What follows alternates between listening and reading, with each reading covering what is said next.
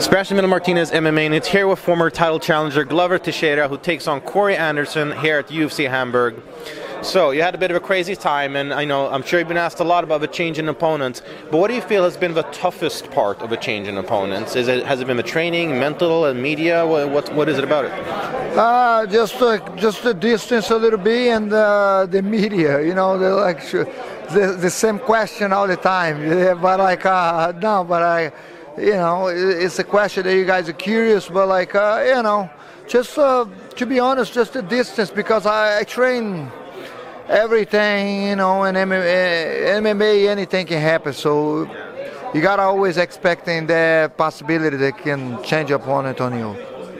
And looking at Corey Anderson, what do you feel is his strongest asset, like the thing that you need to keep an eye out for? Corey Anderson is like well-rounded fighter. He kick. But he's more of a wrestler. So he's gonna shoot for takedown. I think the wrestling is his strongest point, I believe. And you were preparing for a pretty, strong wrestler in Ilir Latifi, but the difference is that they're also very differently ranked. I mean, Latifi is ranked in the top 5. Corey Anderson is not. Do you feel like it's also a bit of a risk for you, considering that you do have more to lose now that he's lower ranked, your opponent? Yeah, risk, yes, but we live with the risk, right? I mean, a champion, when you become a champion, you're always gonna fight the guys lower ranked than you. You have to, and you're gonna take that risk. So, I mean, I would rather fight a guy like in the top 5, like Latifi, but Corey Anderson step in, I sure know this, and I just appreciate him that he did that job, So you're coming off of a very quick win over Misha Surkanov. When it is so fast and explosive like that, how much can you actually learn from a performance like that? You always learn from fight, either losing or winning. You always have to learn. You feel professional, you always learn from fight, But quick win, I mean, he's a good reward sometimes. Sometimes we fight. We need, especially a fighter like me, that I'm always looking to finish a fight, I'm always looking for knockout or submission. So, in the training, I train hard. I try to finish my training, but not knocking them out, but finishing submissions, And that's like sometimes you win a fight like that. It's a great, man. It's a great. Sometimes you need to quick money, All right, good point, good point.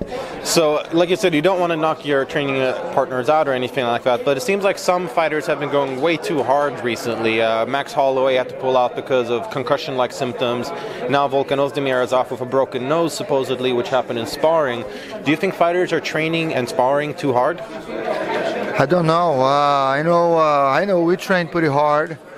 But we have protection. I have a guy that take care of me, but accident can happen. Accident can happen. It's a sport that you can go for takedown and hit the guys a different way, knee or bump head with each other, They both go takedown at the same time, I did it this camp a bunch of times, I crash head with my partner, but thank God nothing happened, but it could be bad, it could be a cut or something, but, it is the risk we take when we train hard, but I know that you cannot go full power 100% all the time. You have to use as much protection, headgear, 18-ounce gloves, and all the stuff, shin guard. But accident happens, man. It sucks. Well, I mean, one of those who definitely thinks it sucks is Gustafsson, who's now without an opponent. I know you've always got this fight to think about, and you guys already had a fight in Stockholm, but say you get another Misha Surkanov, you knock him out early. UFC asks you, hey, Gustafsson needs an opponent. Are you up for that rematch? Hey, in a perfect world, man, if everything go the way you say, yes, I would take the fight, for sure. We see, I have a tough opponent ahead, and I'm thinking of Sunday right now. 3 days, 3 days ahead, and I just gotta focus on there right now.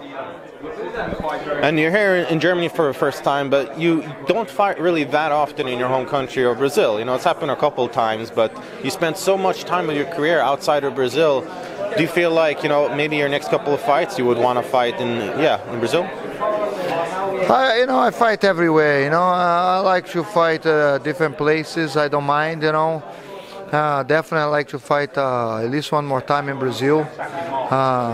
Especially let's do it again. In a perfect world, it'd be a nice title shot over there. It'd be cool.